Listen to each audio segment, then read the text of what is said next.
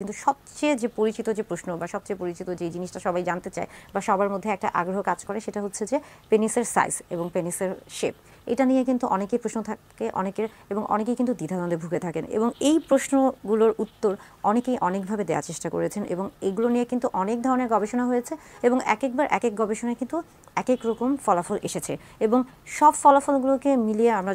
আমরা শেষ যে ভিডিওটা বানিয়েছিলাম বা শেষ যে ভিডিওটা করেছিলাম সেখানে বলেছিলাম যে আসলে হচ্ছে পেনিস বা পুরুষ লিঙ্গের যে এই যে আকার বা আকৃতির যে বিষয়টা রয়েছে, এটা শুধুমাত্র যে আমরা বলে থাকি যে হচ্ছে পুরুষ লিঙ্গ বা পেনিসের এই যে আকার বা আকৃতি নিয়ে এত হচ্ছে প্রশ্ন বা এত দ্বিধাদ্বন্দ্ব বা এত হচ্ছে সমালোচনা আলোচনা কেন, বা এটার আসলে প্রভাবটা কি, ভূমিকাটা কি একজন মানুষের জীবনে। দাম্পত্য জীবনে স্বামী স্ত্রী যখন হচ্ছে মেলামেশা করছেন, সেটা যখন হচ্ছে আমরা বলে থাকি যে শারীরিকভাবে মেলামেশা করছেন, তখন আসলে অনেকের ক্ষেত্রে এই পুরুষ লিঙ্গ বা পেনিসের সাইজ বা আকার আকৃতি এটা কিন্তু অনেক ক্ষেত্রে গুরুত্বপূর্ণ হয়ে থাকে, এবং অনেকের ক্ষেত্রে কিন্তু এটা গুরুত্বপূর্ণ নাও হতে পারে। তাই যেহেতু আমরা বলে থাকছি যে প্রত্যেক মানুষই কিন্তু এক ধরনের ইন্ডিভিজুয়াল, অর্থাৎ একক সত্তা, তাই একজনের সাথে আরেকজনের মতের মিল হতেও পারে, নাও হতে পারে। তবে নতুন একটি গবেষণা এসেছে, এবং এই গবেষণা দেখা গেছে, বলা হয়েছে যে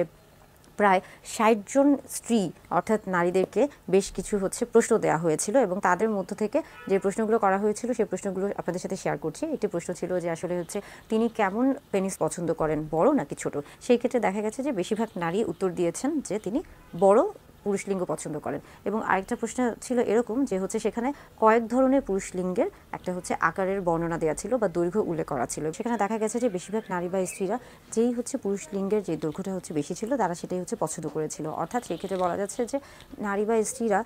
ইতিমধ্যে যে গবেষণাটা হয়েছে বা তৎক্ষণাৎ এই কয়েকদিনের মধ্যে যে গবেষণা হয়েছে, সেখানে তারা আসলে হচ্ছে আমরা বলছি যে বড় আকারের যে পুরুষ লিঙ্গ রয়েছে সেটাকে আসলে তারা বেশি প্রাধান্য দিয়েছে। এর পাশাপাশি দেখা যাচ্ছে যে হচ্ছে তাদেরকে বেশ কয়েকটা হচ্ছে আমরা বলে থাকছি যে উদাহরণ বা বেশ কয়েকটা হচ্ছে ডামি বা স্যাম্পল দেওয়া হয়েছিল যে তারা আসলে হচ্ছে কোন ধরনের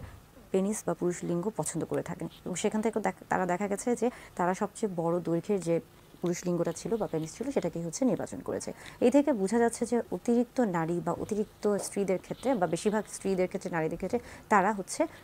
যেই পেনিসের সাইজ বড় সেটাকে বেশি প্রাধান্য দিচ্ছে। তাহলে সেই ক্ষেত্রে কি আসলে হচ্ছে মোটা বা চিকন এটার কোনো সম্পর্ক আছে, বা হচ্ছে যৌন তৃপ্তির ক্ষেত্রে বা তাদের হচ্ছে যৌন তৃপ্তির ক্ষেত্রে এই যে মোটা বা চিকন এটার সম্পর্কটা কি? সেই ক্ষেত্রেও যখন তাদেরকে প্রশ্ন করা হয়েছে তখন তারা এটাই বলেছে যে তাদের কাছে হচ্ছে তুলনামূলকভাবে যেই পেনিস বা যেই পুরুষ লিঙ্গটা আসলে হচ্ছে কিছুটা মোটা, সেটাকেই তারা বেশি প্রাধান্য দিয়েছে। অর্থাৎ এই যে হচ্ছে এতক্ষণ ধরে আমরা যে গবেষণাগুলোর কথা বলছি, এটা খুবই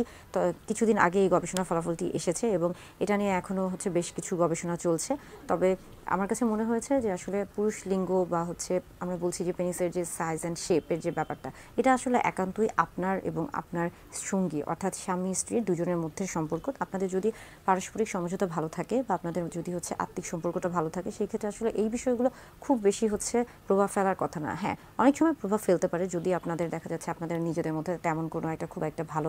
দৃঢ় একটা হচ্ছে বন্ধুত্বপূর্ণ সম্পর্ক নেই, সেই ক্ষেত্রে দেখা যাচ্ছে যে অনেক ধরনের সমস্যা হতে পারে। অনেকেই জানতে চান যে আসলে হচ্ছে তিনি পুরুষ লিঙ্গের পরিমাপটা কিভাবে বুঝতে পারবেন, বা তার পুরুষ লিঙ্গ কতটুকু, এই দৈর্ঘ্য এবং প্রস্থটা তিনি কিভাবে বুঝতে পারবেন। সেই ক্ষেত্রে বলতে চাই যে এটা আসলে হচ্ছে পরিমাপটা তিনভাবে করা হয়ে থাকে, বা তিনটা অবস্থায় আপনি এই পরিমাপটা নিতে পারেন। একটি হচ্ছে ফ্ল্যাসিড পেনিস, অর্থাৎ আমরা বলে থাকি যে স্বাভাবিক অবস্থায় যে পেনিসটি রয়েছে বা যেটি হচ্ছে আসলে স্বাভাবিক অবস্থায় থাকে বা নিচে ঝুলে থাকে, সেটাকে আসলে ফ্ল্যাসিড পেনিস বলা হয়ে থাকে। এবং আরেকটা হচ্ছে যে ইরেক্ট পেনিস, অর্থাৎ এটাকে বলা হয়ে থাকছে যে যখন উত্থান হচ্ছে পেনিসের তখনই এটাকে ইরেক্ট পেনিস বলা হয়ে থাকছে, এবং এই অবস্থায়ও কিন্তু পরিমাপ নেওয়া হয়ে থাকে। এবং আরেকটা হচ্ছে যে এসপিএল, এটাকে বলা হচ্ছে যে স্ট্রেচ পিনাইল লেন্থ, অর্থাৎ যখন আপনার ধরুন যে এই ক্ষেত্রে হচ্ছে আপনার পেনিসটা এখানে হচ্ছে আমরা বলে থাকি যে এভাবে ফ্ল্যাসিড অবস্থায় আছে, ঝুলে আছে, এবং সেটাকে আপনি হচ্ছে টেনে সোজা করছেন বা একটু হচ্ছে এই যে চামড়াগুলো রয়েছে এটাকে একটু পিছনের দিকে টানছেন বা স্ট্রেচ করছেন, সেটাকে আসলে এসপিএল বলা হয়ে থাকে। এবং এই ক্ষেত্রে অর্থাৎ ফ্ল্যাসিড বা আমরা ইরেক্ট বা এসপিএল সব ক্ষেত্রে কিন্তু পিউবিক যে বোনসটা রয়েছে, অর্থাৎ এখানে যে পিউবিক বোনসটা শক্ত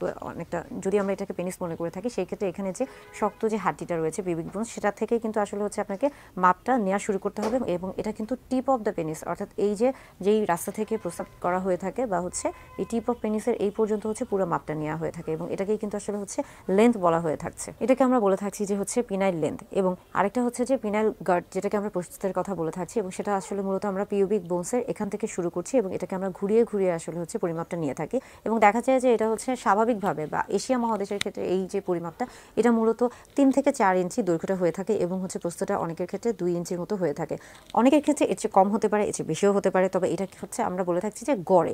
এছাড়া আমরা যদি হচ্ছে পুরো বিশ্বের সবার ক্ষেত্রে আসি, যে অর্থাৎ হচ্ছে পুরুষদের ক্ষেত্রে স্বাভাবিক হচ্ছে পেনিসের দৈর্ঘ্য বা প্রস্থ কত, সেই ক্ষেত্রে কিন্তু অনেক রকমের পরিবর্তন আসতে পারে। কেননা এই জিনিসগুলো আসলে নির্ভর করছে একজন পুরুষের হচ্ছে বয়সের উপরে, তার বংশগত, আমরা বলে থাকি যে তার জেনেটিক যে বিষয়গুলো রয়েছে সেটার উপরে, এছাড়া তার ভৌগোলিক যে অবস্থান রয়েছে, এছাড়া সে কী ধরনের খাদ্য গ্রহণ করছে পুষ্টির উপর, এবং পাশাপাশি আমরা বলে থাকছি যে তার স্বাস্থ্যগত যে অবস্থা, অর্থাৎ তার শারীরিক কোনো সমস্যা আছে কিনা বা সে এমন কোনো শারীরিক সমস্যা ভুগছে কিনা যে যেটার কারণে তাকে বিভিন্ন রকমের ওষুধ নিতে হচ্ছে এবং সেটার হয়তো বা কোনো ধরনের পার্শ্ব প্রতিক্রিয়া তার প্রতি হতে পারে। এই প্রত্যেকটা বিষয় আসলে হচ্ছে একজন পুরুষের পুরুষ লিঙ্গ বা পেনিসের আমরা বলছি যে দৈর্ঘ্য এবং প্রস্থ সব কিছু কিন্তু এই বিষয়গুলোর উপর নির্ভর করছে। তবে আপনার পুরুষ লিঙ্গ বা আপনার পেনিসের সাইজ যেটাই হয়ে থাকুক না কেন, সবসময় হচ্ছে আত্মবিশ্বাসটা রাখবেন, নিজেদের মধ্যে সবসময় হচ্ছে কনফিডেন্টটা বজায় রাখবেন, তাহলে আসলে খুব একটা সমস্যা হওয়ার কথা না। সেই ক্ষেত্রে আপনার যৌন জীবনও ভালো থাকবে এবং হচ্ছে আপনি এবং আপনার স্ত্রী, অর্থাৎ স্বামী স্ত্রী দুজনে একটা দাম্পত্য জীবন খুব ভালোভাবে কাটাতে পারবেন।